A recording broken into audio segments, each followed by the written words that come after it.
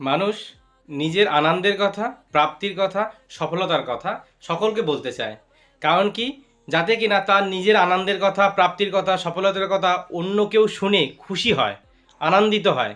কিন্তু এমনটি হয় না।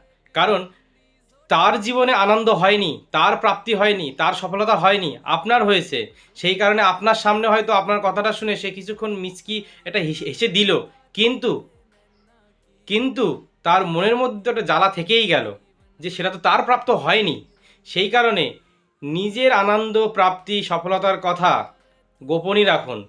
তাতে পূর্ণতা প্রাপ্ত হবে, তাতে সফলতা আসবে। তাই যতটা প্রকাশ কম করবেন, তত সামনে আরও যে দিন আসছে, আরও যে সময় আসছে, সেই সময়ে আপনি আরও সুন্দরভাবে নিজেকে প্রস্তুত করতে পারবেন, এগিয়ে নিতে পারবেন, তুলতে পারবেন।